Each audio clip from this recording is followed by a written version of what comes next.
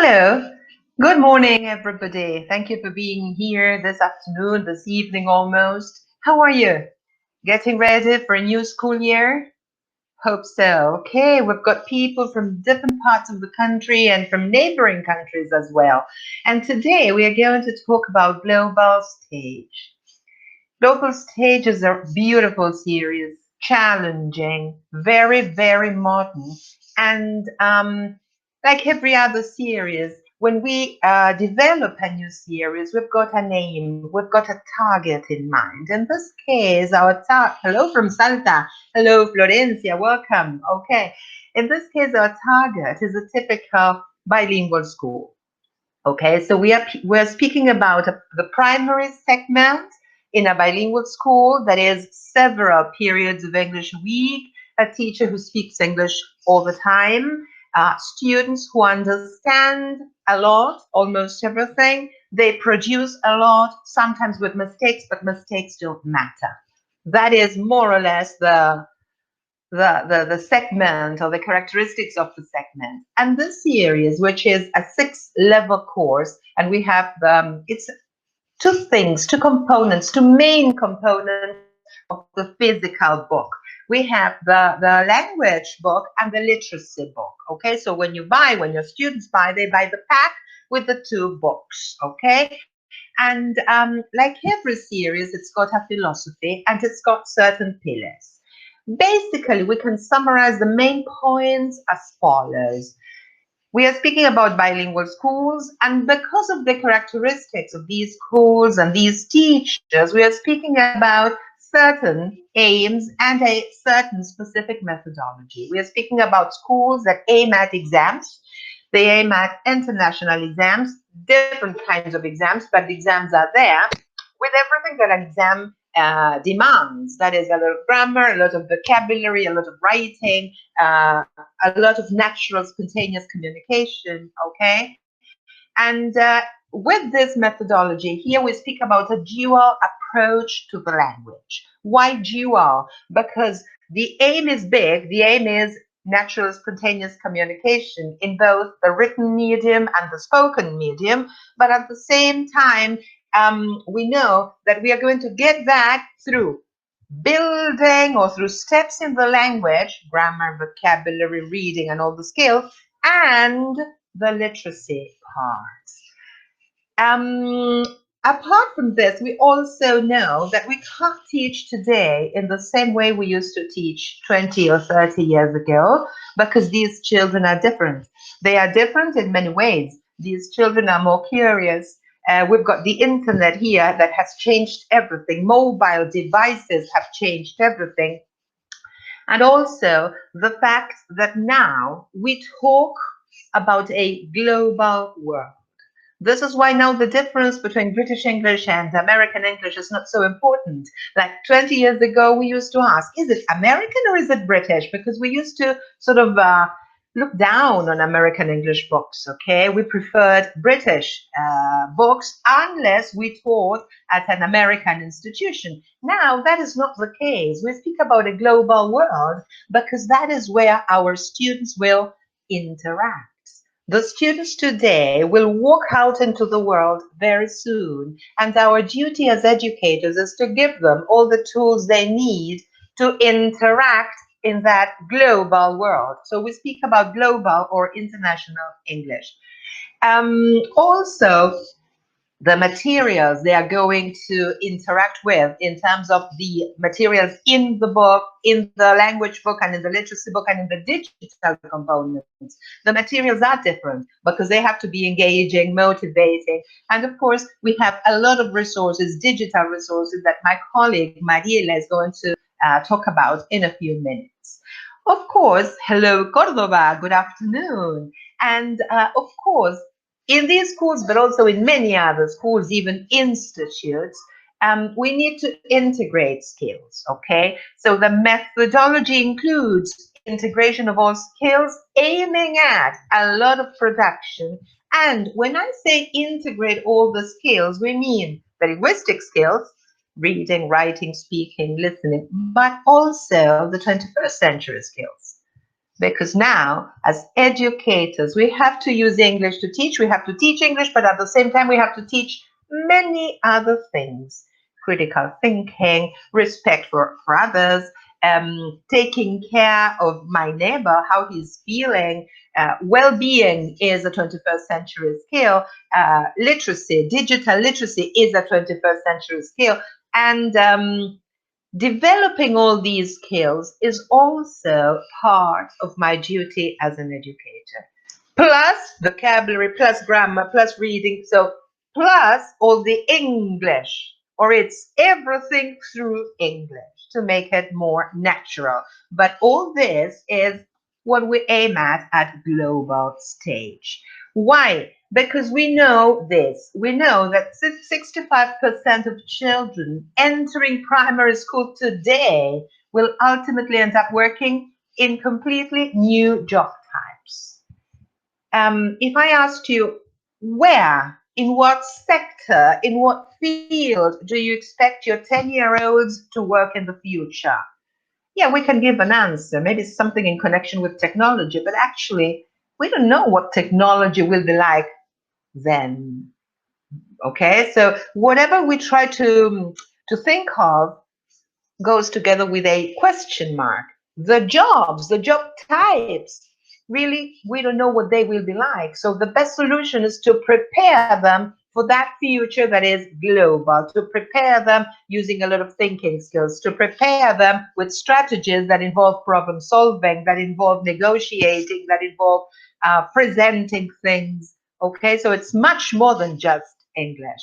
And teachers in this segment, in the high segment schools, schools that educate future leaders and sometimes best in class specialists, they have a daunting responsibility because it's much more than we have to teach. They have a daunting responsibility for preparing the students to excel, but to excel in an unpredictable reality of tomorrow. At least it's unpredictable to us. Okay, so the best thing we can do is develop as many skills as possible. Now, when we think about the leaders of tomorrow, what will those leaders have to do? What should they learn today that will prepare them for tomorrow? Well, first of all, they have to be responsible global citizens. When I went to school, we didn't speak about the environment and taking care of the environment. In the secondary school, we began to hear that word, environment. But nothing to do with what happens today. It was completely different. Then these children will have to be self-directed thinkers, will have to be autonomous in a lot of respects. And that autonomy ought to be developed by all teachers in the institution working together, aiming at the global citizen of tomorrow. And that student, because we are aiming at a high segment, will have to excel. We have to be good to be successful. And for that, they will need to be confident. And they will have to be competent in terms of creativity and communication. A person who is not creative today will not succeed or does not succeed. And communication is another skill that will need to be very carefully and very thoroughly developed for students to succeed. Now, this series, Global Stage, the 6 levels, show a unique approach that brings together language and literacy. This is why we call it a dual approach. In the language book, you will see clearly a focus on the building of all the language system, the skills, the vocabulary, the grammar. And in the literacy book, you will have all the literacy concepts and the development of reading skills through a variety of fiction and non-fiction texts. There will be a fiction text and a non-fiction text per unit. That is, apart from all the readings and all the materials that you have in the language book, in the literacy book, you will have phonics and critical literacy and all this material, 2 fantastic texts per unit. Both books support the development of all these skills that we mentioned: self-direction or autonomy, thinking skills, social and emotional learning skills and emotional skills, and global citizenship. All the time developing these basic, it's loading, okay, 5 things. This is the summary of the series. On the one hand, we want children who become teenagers and eventually adults who are competent, both as speakers and writers, because speaking and writing are the 2 productive skills of the language. So for them to be able to negotiate, for them to be able to make a clear, effective presentation in terms of business, for example, they will need to speak the language fluently, confidently, without so many mistakes. In terms of phonetics, with good sounds, acceptable fluency. And they will also need to become competent writers to express their views, to write a report. So competent speakers and writers. Then we are going to achieve this through this language and literacy. At the same time, the 2 components, the dual approach and the aim of making them competent speakers and writers, is going to be part of this global citizenship education. And at the same time, we are going to teach them other 21st century skills like self-direction and thinking skills. And when I say thinking skills, I mean critical thinking, observing, contrasting, comparing, narrowing something that is abstract down to their own personal world, plus all the digital literacy, working with and making the most of technology. This series uses Navio, which is a fantastic platform Maria is going to tell you about in a few minutes. Okay, so let me go up a little bit. Okay, here we go. Now, all right. I have just mentioned global citizenship, and it's easy when we write a book. It's easy to include a page about global citizenship. The child is a citizen or will become a citizen in the world, one more. So it has to do with respecting others, it has to do with cultural aspects, it has to do with learning about traditions, it has to do with many, many things, but that would be easy. We wanted this to be really professional and really high class. So what we did was we followed the UNESCO guide. So all the contents in this global citizenship page or section in the book is mapped to the UNESCO guide to global citizenship. It's not just a page, it's much more than that. And you will see how all these small concepts of respect, taking care, all these concepts are very well woven into the different pages in the book. And when we say global citizenship, that sounds like abstract and vague, broad, but we can narrow it down because actually in practice, we are aiming at cognitive skills, socio-emotional skills, and behavioral skills. Very practical. Cognitive skills have to do with knowledge, understanding the world, learning about different countries, learning concrete things, understanding, and critical thinking. Develop this ability to compare, to contradict, to disagree about global issues. Social emotional skills have to do with a sense of belonging, with empathy, understanding other people, how other people feel, with sharing values and responsibility. But to share values and responsibility and to understand how others feel, I have to learn how I feel. What makes me feel confident? What makes me feel comfortable? This has to do with self-evaluation. And behavioral skills have to do with acting responsibly, okay, to protect the world, which is the only one we have, to make it more peaceful, sustainable. All these concepts are going to be developed throughout the series in like small bits and pieces, very gradually, aiming at a big whole. Now, this series is based on a very interesting, apart from the dual approach, it's based on a very interesting methodology that also is based on Project Zero. I don't know if you have heard of this, but it's a very interesting project that is not so new, but it originated in Harvard University, in the College of Education of Harvard University. And Project Zero has to do with critical thinking. We're developing thinking strategies in the child. And to get that, we do these. We follow these 3 steps: see, think, wonder. And this last 2 parts, thinking and wondering, have to do with making the child make WH questions. WH questions are essential. We have to teach the child to question things, but not to ask, is that a banana? Is the banana yellow? To go beyond all that.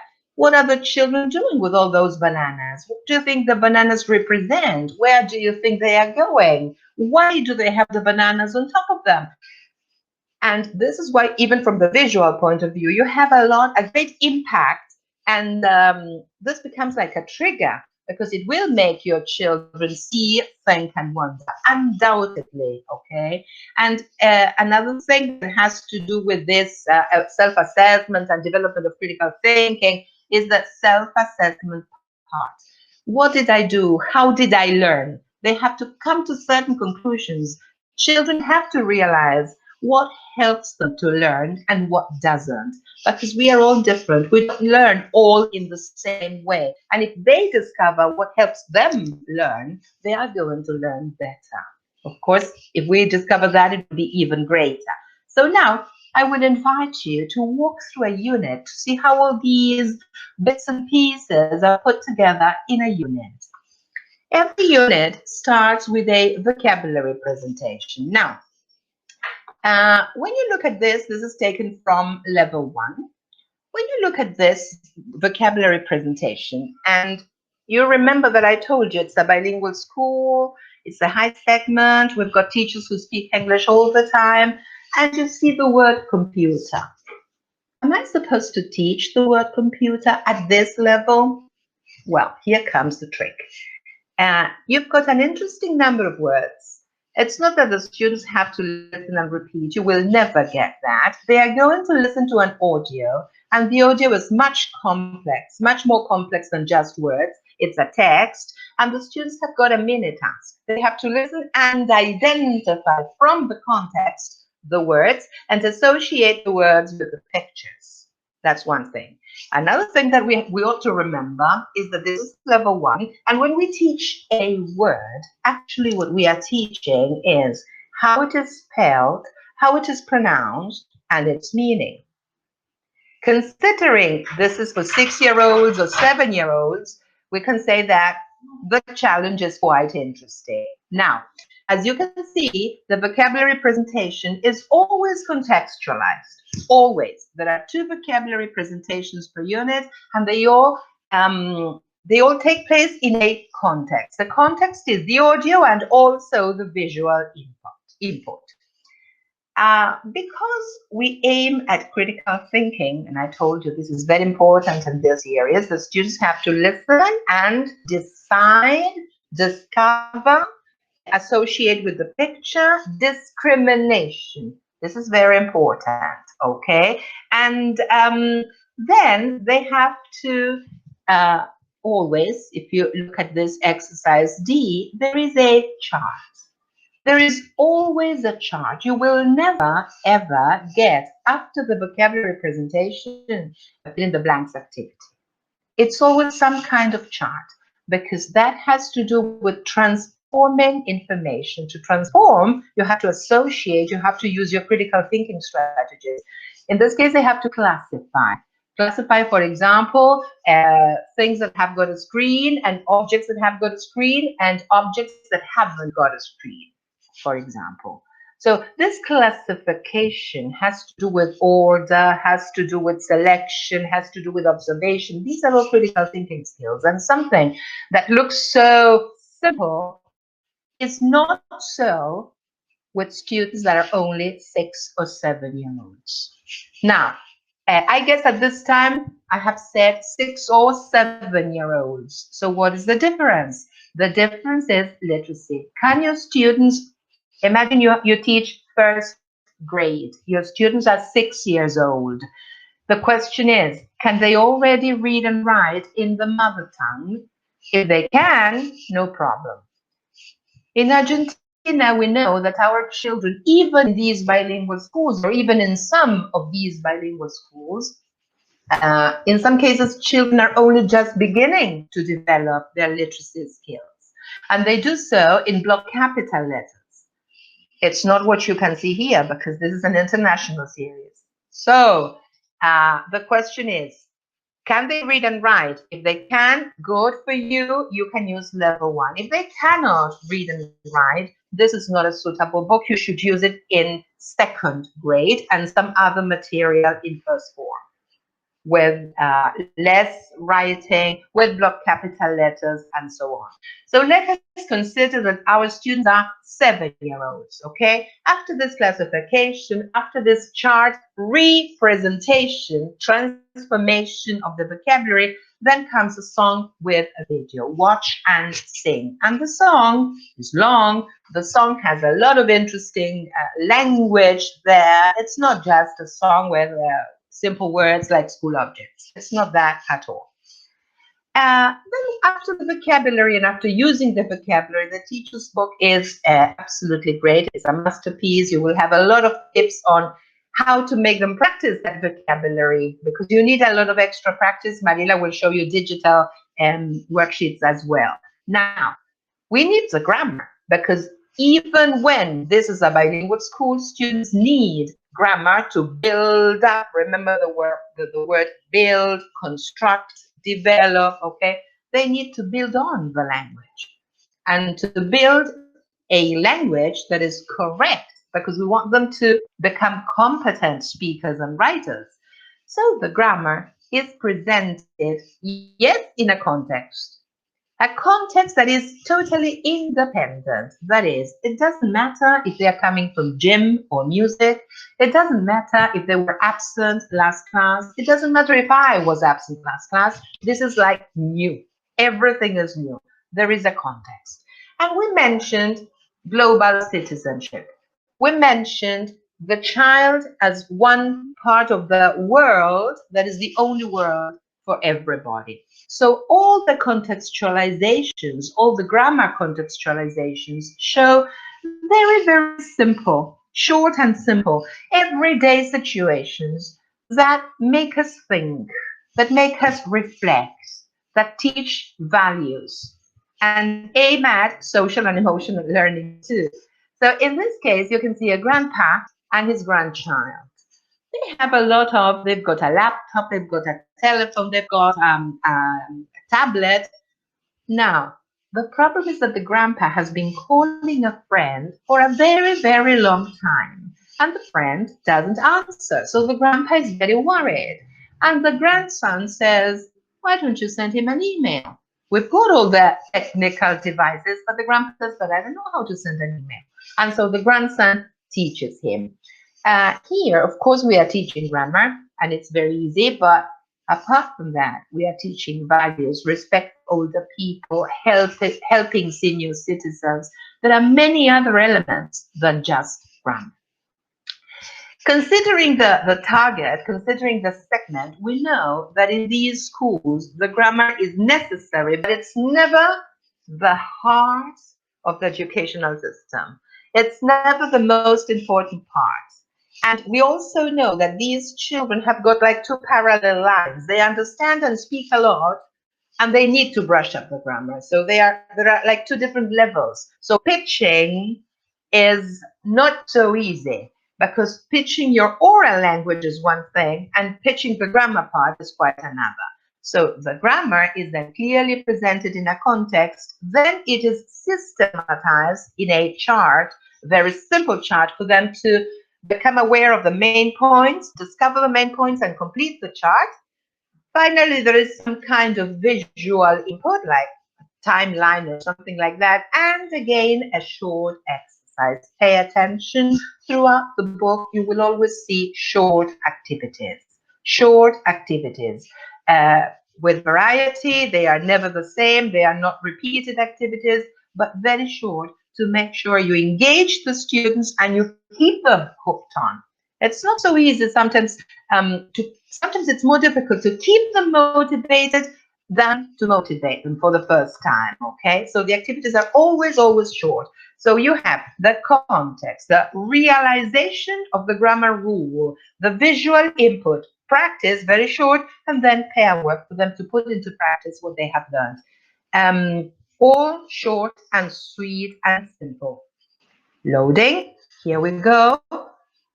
And we come to a global citizenship page, which is actually a second vocabulary presentation, another instance of vocabulary presentation, this time with more, it's real world photographs, it's not illustrations, and there are two key elements, or more, but basically two. You've got this light blue rectangle here, and at the bottom, another light blue rectangle. Okay, the lesson begins with a big question that is going to make students think, that is going to get different answers, and probably all those different answers will be okay. In this case, how is technology different in other schools, different from yours? So they have to talk about their own experiences. They have to try and maybe find out. They have to discuss, well, I've got a cousin who traveled, and in English or in Spanish, usually in these schools, you can do that in English. But considering that this is for 6 or 7-year-olds, you see the complexity of the process. It goes far beyond the mere presentation of vocabulary. All that vocabulary, or part of that vocabulary, which is again presented in an audio, where the words are used in a context, and where out of the 10 or 12 words the child has to identify 6 or 7, then they have to use those words in pair work, in short activities, and eventually in a listening activity. But if you look here at these two photos, you see that the countries sound really very far away. This is one student from the UK, but then there is another student with a difficult name that is from Bangladesh. If we introduce this to a student who goes to a public school in a very small village, I'm sure that that 6-year-old will not even be able to pronounce Bangladesh. But in these schools, remember that we are aiming at the leaders of tomorrow. In these schools, they get used to all this naturally. So in this way, we are developing a lot of skills and also a lot of WH questions, because they can ask, and what is it? And where is it? And what is it like?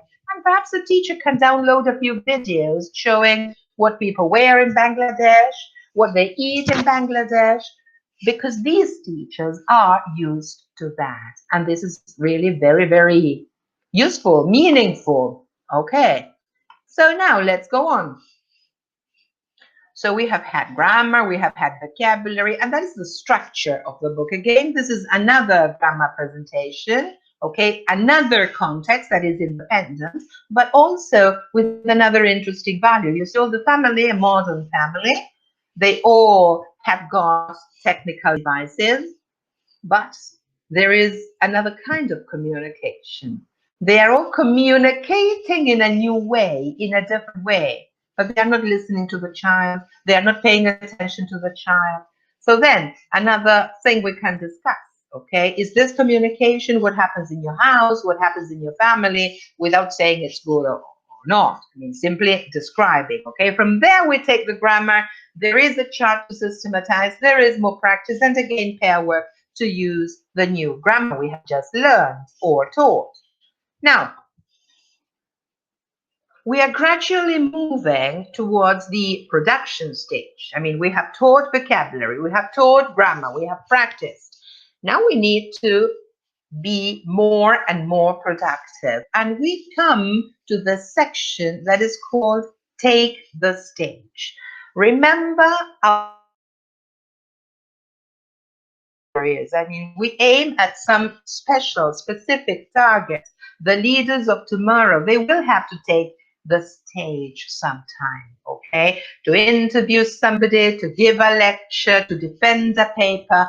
So when you think about that kind of communication, that communication or that kind of communication goes hand in hand with a lot of soft skills, persuading, the use of body language. I mean, it's one thing to speak when you are like this and in a very low voice, and quite another to stand up straight and try to convince the audience. All that doesn't grow on trees. We have to teach these skills because skills, all of them, skills are to be taught, developed, and brushed up. So if you do this all the time, then you are giving a lot of opportunities for your children to develop these skills. First of all, here, they will watch a video about technology because we are talking about technology. It will become like a listening activity. You will have listening for gist, listening for specific information. Gradually, they are going to choose one of the technical devices they have seen in this unit. They have to choose that and describe it. Again, I'm talking about a 6 or 7-year-old child who is asked to describe a laptop or to describe, excuse me, or to describe a projector. And not only to describe it, to make a presentation to his classmates.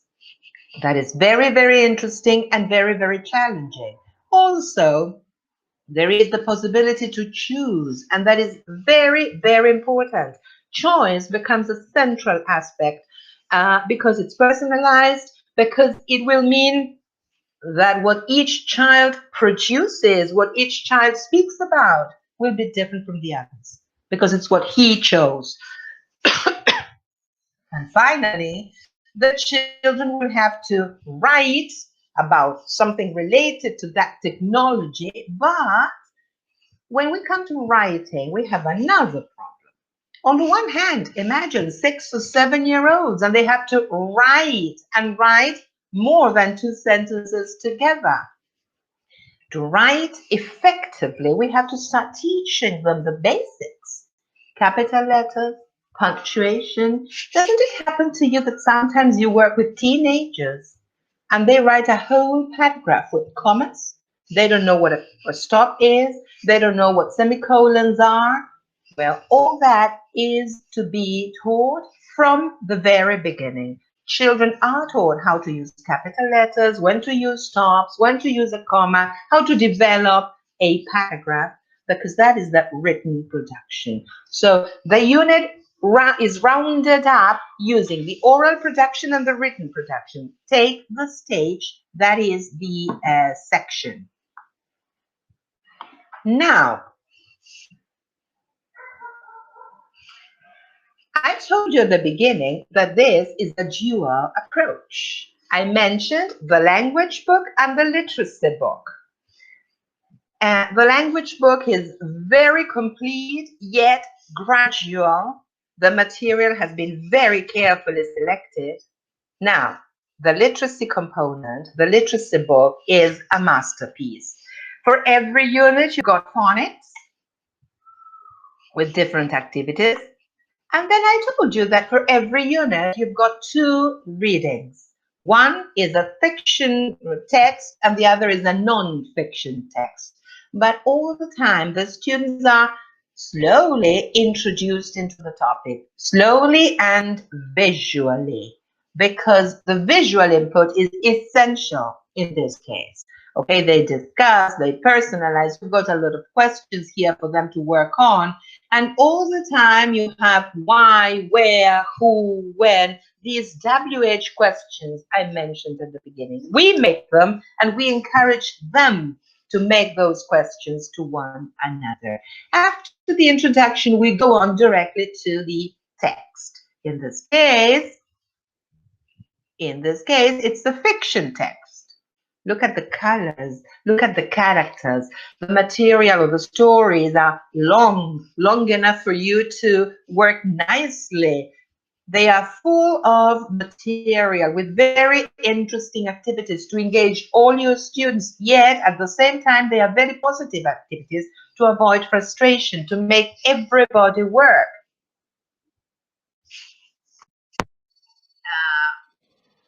Honestly, a lot of teachers ask us if we sell these books separated so that they can use them as readers with more traditional courses, especially those teachers that teach fewer periods of English a week, because they love this reading so much that they want to use the book, but perhaps the language book is too high. So unfortunately, no, they come in a pack. Now, after reading the fiction book, the fiction story, we have to move on to hello Corrientes, hello Marcela, and hello Cordova. Okay, from the fiction story, we move on to the non-fiction story. But I told you there are 2 stories per unit. Now, the unit has got a topic, and so the topic is respected. The 2 stories, the 2 readings are connected through the topic. Nothing is independent, because this is like a holistic approach, including everything, very comprehensive. That is the word. Now, let's move on. This is level 3 for you to show you how children grow and how the stories and the texts grow in complexity, and that is shown in the look of the page itself. Again, you've got something that looks like fiction with very interesting questions and activities. And then from this part, which is the introduction, we move on to the story itself. And look, yes, it is fiction. It's like Alice in Wonderland, a new version. The pictures are excellent. The language is fantastic. Very, very productive, full of activities. And of course, you've got more ideas in the teacher's book. From the material, from the explore the reading activities, gradually we make students think so as to take them to the non-fiction text. Fantasy. What is fantasy? Okay. And when you think about fantasy, you think about imagining things. You think about how the brain works. So this is the non-fiction text. And this is for, let's say, 9, 10-year-olds, depending on the book you are using. But you see how the material grows in complexity, in the kind of vocabulary we use, in the images we show. And it's very original, very, really rich material. I also mentioned the teacher's book, which is a masterpiece. You've got like a mind map clarifying all your aims, both in the language book and in the literacy book. And then for every lesson, step by step, how you have to tackle each activity, why, extras, warm-ups and closings, or closing activities. It's a very, very interesting teacher's book. Okay, so now I'm sure that you want to see what happens with the digital components now that, thanks to the pandemic, maybe we start, but then we have to go virtual again, or maybe we have 1 week face-to-face and another week virtual lessons. Because we really don't know what's going to happen, the digital material is essential. And Mariela is an expert, and she will explain everything very, very clearly to you all.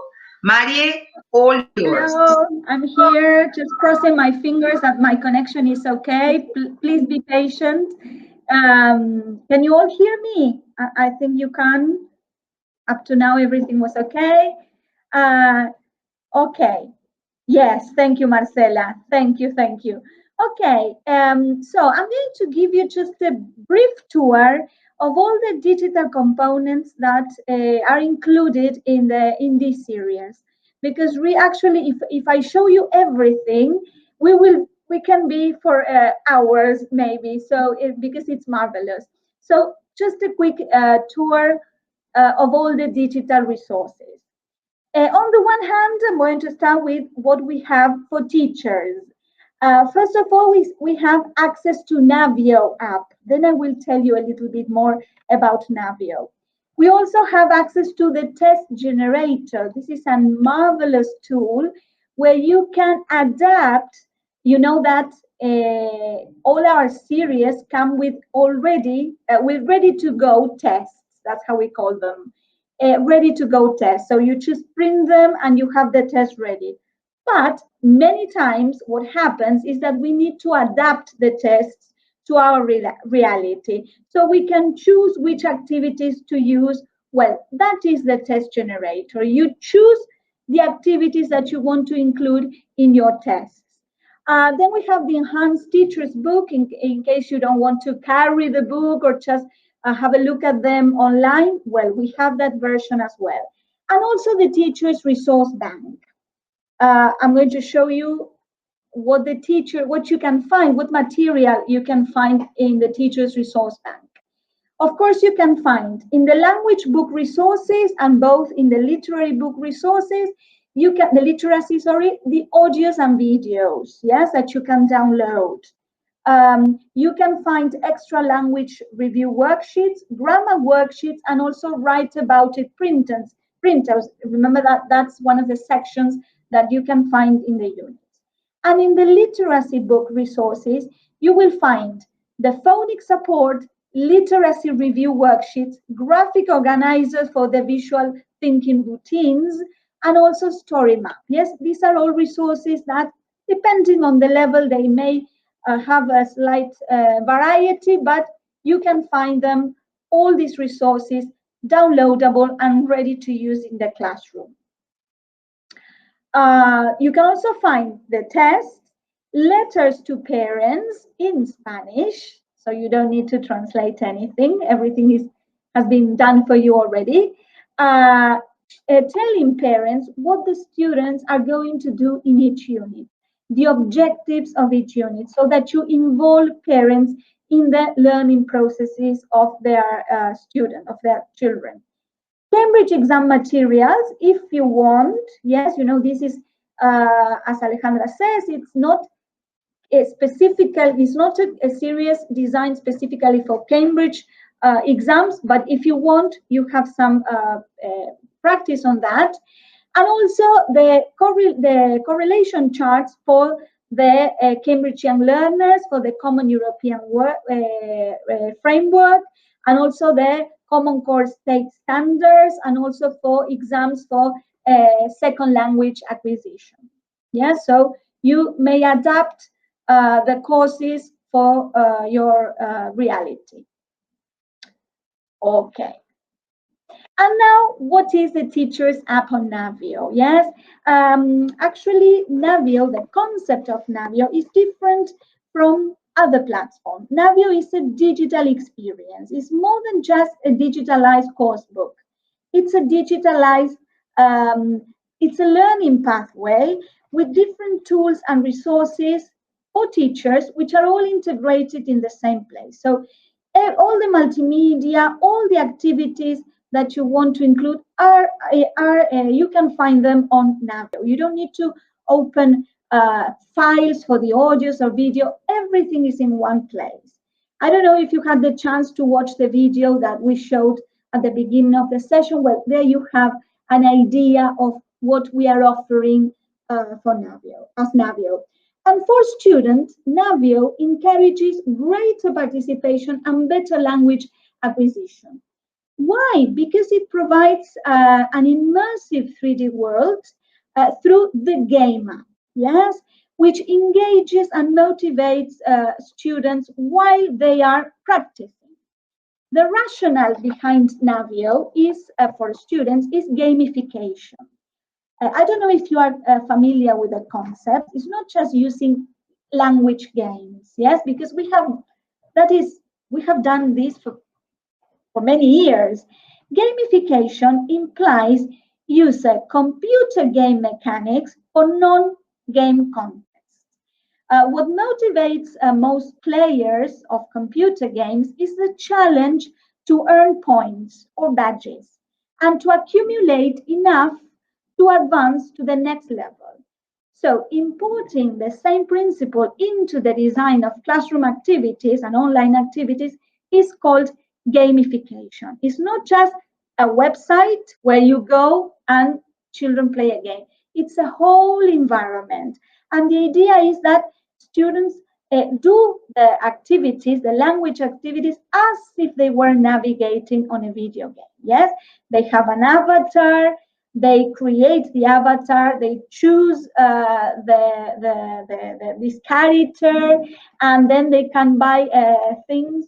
It's really good. Sorry. Okay, thank you. And they can customize their avatars. Yeah, so that is the rationale behind Navio. Yes, that's why it's more than just a digitalized version of the book. And Tap and Teach Lessons, yes, for the teachers, is the place to go to present your material. Yes, it's the presentation tool that you can use it online or in the classroom if you have an interactive whiteboard or maybe a computer linked to a projector or smart TV. Well, that's up to you. Yes, but it's very versatile. You are going to find the content from the language and literacy books.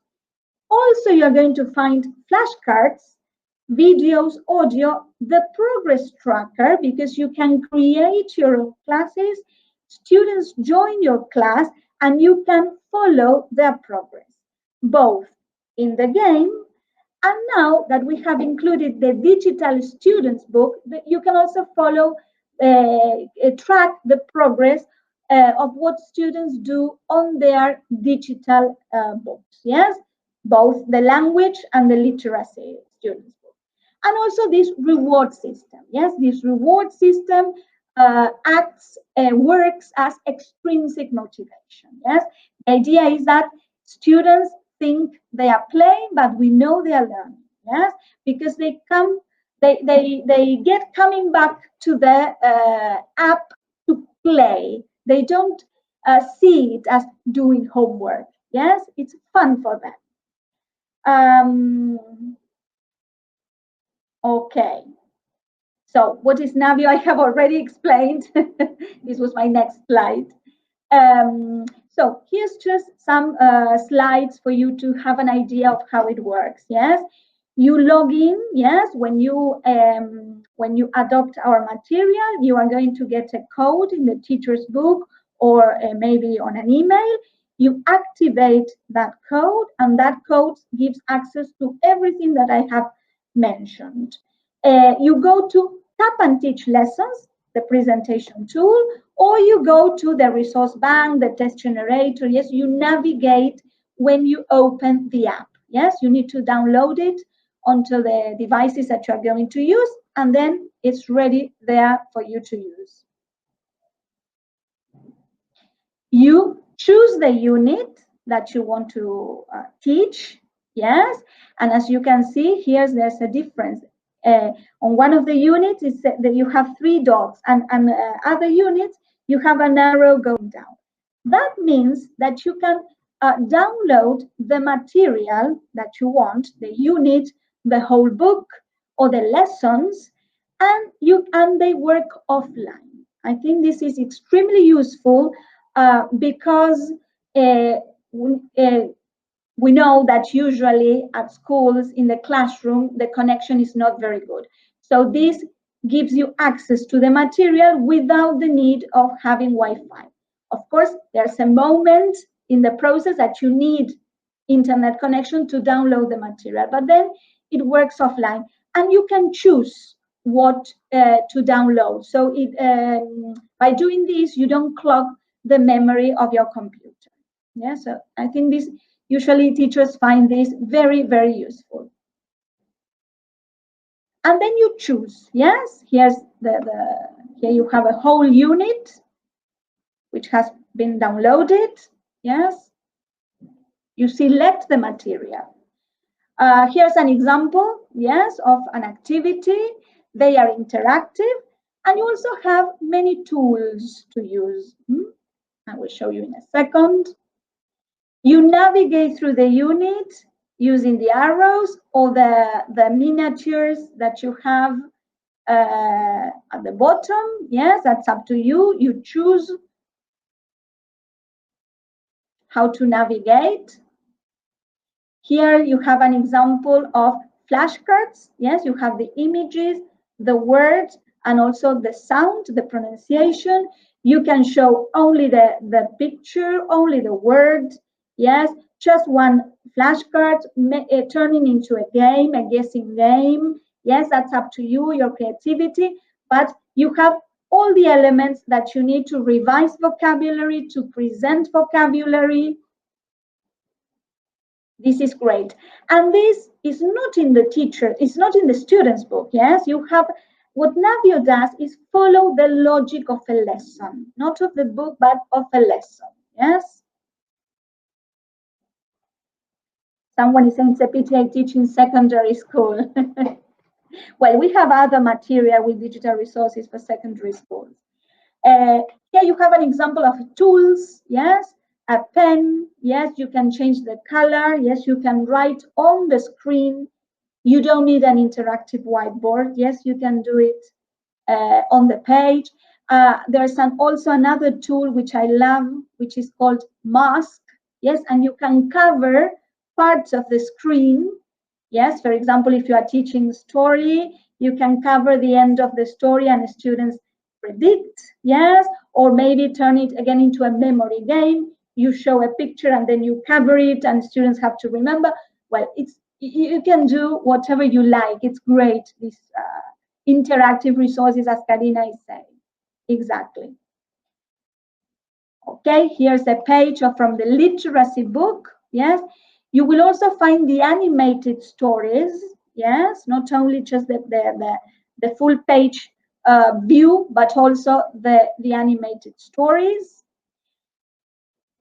When you create the class, you can also your students can see this on the rewards panel, and again you can turn this into a game. As for example, many teachers have told me that they take the attendance using this tool. So they say, okay, everybody's present, or for example, Laura is absent. Why is Laura absent? Do you know what? If there is something wrong with her. Yes, you can turn this into, and students love seeing themselves on the screen, their names. Yes, and then you can reward students. Remember that I told you that the idea behind Navio for students is gamification.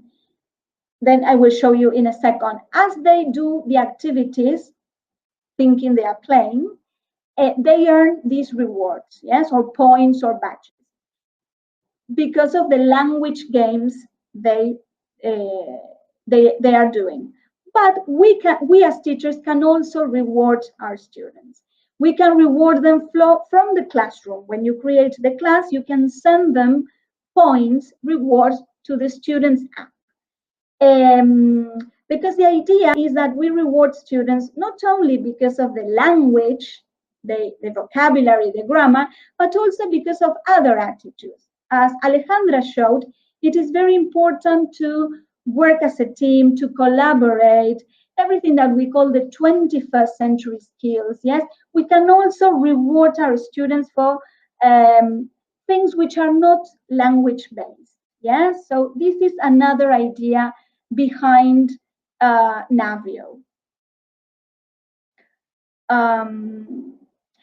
And the students, well, the students, when they get the books, they have an access code and they access to the game and the digital language book, and the digital literacy book. Yes, and now we have also added the possibility of students just buying the code.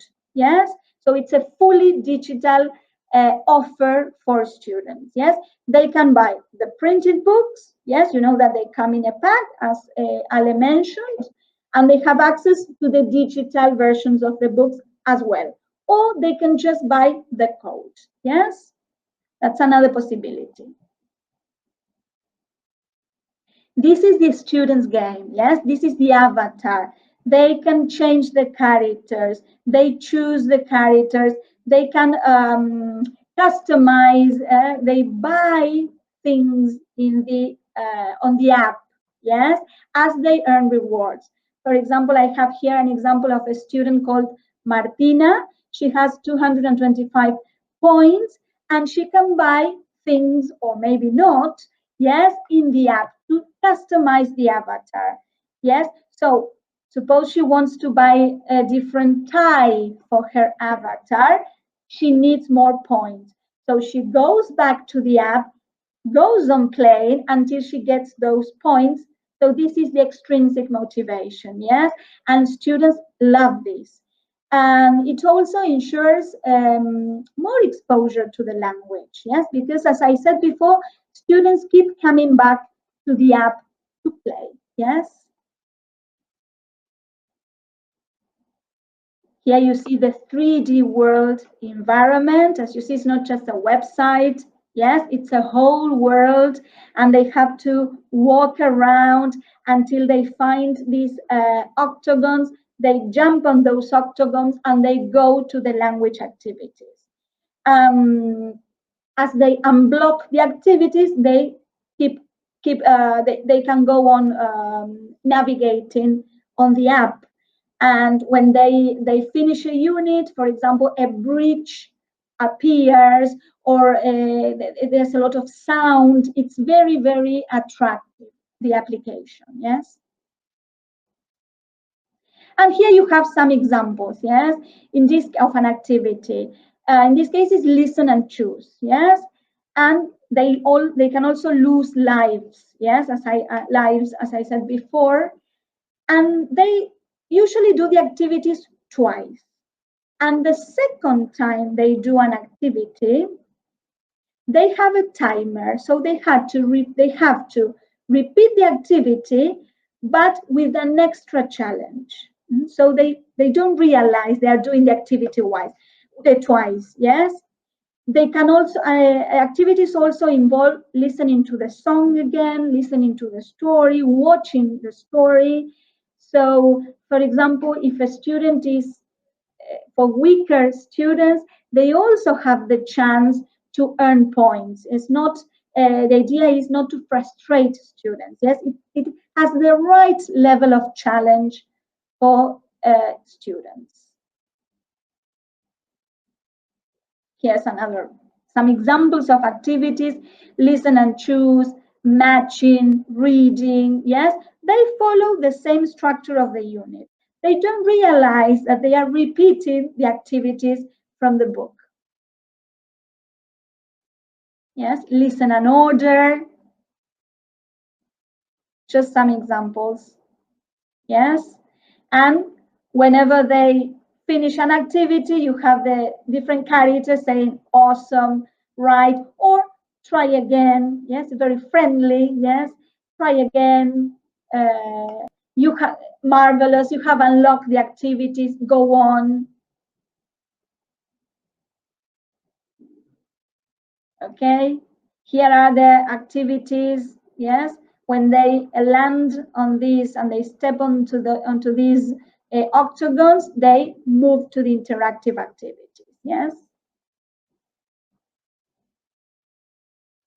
Here's another example of how they have the games and also the digital versions of the book, as I told you before. Yes, everything is on Navio. And here you have the books. Yes, it follows the same order as the printed book. Yes, for students, it's very intuitive. The experience is that we don't have to teach them. They know. Sometimes they teach us, actually. It's very intuitive for children.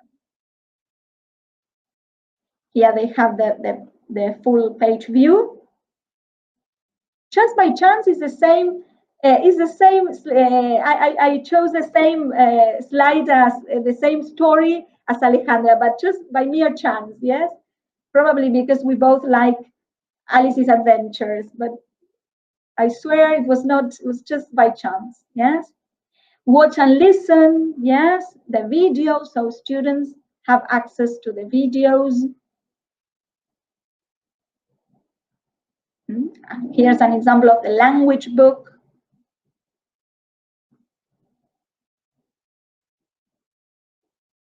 An example of how students navigate, yes, through the different activities. And well, okay, I think that's the short tour I can give you today, yes? If you need further information, please contact us, or maybe if you want to adopt the material or have already adopted the material, we can give you special training for your staff, yes? I don't know if you have, if you have something else or any question. No, it's all right. Let's see if they have any questions. Okay, anyway, at the end, you're going to have our email addresses, so you may contact us should you need anything from us. Now, we do have questions, okay? We're going to raffle 3 things, and for that, if you want to win something, we are going to send it to your house. Maria is going to write down your email address so that we can get in touch with you and send you the presents. So the idea is I'm going to make 3 questions, and I'm going to give you time to write. And together with Maddie, we're going to try and choose the most complete answer. Okay? Because sometimes it's the first one, but sometimes it's the second or third. We cannot wait for a long time, all right? Usually the first 2 or 3, and there, among them, we are going to choose. So get ready to type. The first question is, ready? Why do we say global has got a dual approach? Why?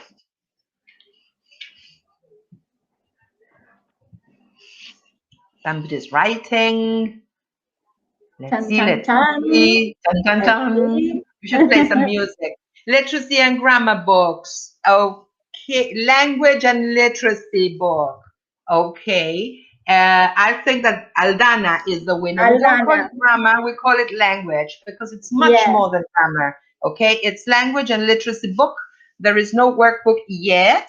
This year we've got the language and literacy book. So Aldana Merino, can I ask you to please write your email address so we can contact you? And I have a question. Analia is asking, I wonder how long the webinars are available to see afterwards. I guess they will be there for a long time. Anyway, if you cannot find them, get in touch with us. Don't worry, Analia, you may get in touch with us again. They are on Facebook Live, and I think that then they are uploaded, but I don't know for how long. Our YouTube channel. On YouTube, yes, but I don't know for how long. I don't know if there's a limit. Okay, good. Aldana Merino at yahoo.com.r. Very good. Second question, get ready. What do we find in the literacy book? We have seen that it's great. Now, what is it that we find there in the literacy book? Let's see if you were paying attention. Fiction and non-fiction text. Anything else? One more thing. Yeah, fiction, non-fiction. One more thing. At the very beginning, when I started with the literacy book, fiction, non-fiction, you've got the text and a lot of activities, but also, yeah, one more. Begins with PH. It's 3 things in the answer. And It's fiction, non-fiction, and something that starts with a PH.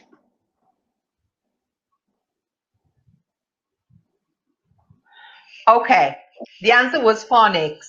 All right, yes, Maria. All right, Maria is the winner. Maria Paula. Maria Alvarez.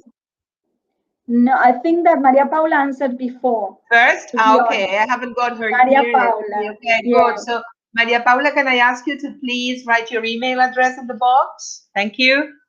She came first. Good. And now for the last one. Now here, as much as possible, and Maddie will decide, okay? The last question. What is there in the teacher's app on Navio? As much as you can. The teacher's app on Navio. What do we find there? What can we do with that?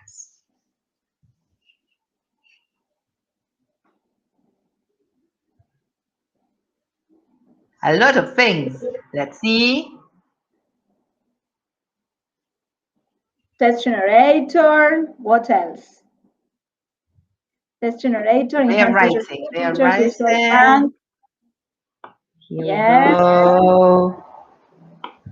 Yeah. Tap and teach lessons, flashcards, extra exams. Language book resources, test generator, enhanced teachers. Well, it's what do you think, it's Maria? a bit of everything. I see that Maria Alvarez, where is she? Sorry. That she said language book resources, language book generator. Yes. And Maria Paula is okay, but she already wants something, so let's be. Yes, so okay, Maria Alvarez. Great. Okay. Maria, can we have your email address, please? It was a long answer because you can find so many things. And everybody contributed a little bit. Gamification, yes, very good. Because you see, you've got everything you need on Navio. Tap and teach, class, yes, great, yes. Everything ready. Okay, have we got your email? Yes, here we go. So that's it then. It's been a wonderful and I hope productive meeting. Any doubts, anything you need, don't hesitate to contact us. It's been a pleasure and all the best. Enjoy these days and all the best for the new academic year we are about to start or we have just started. Okay? Thanks a lot. See you soon. Thank you. Bye-bye. Bye-bye. Thank you.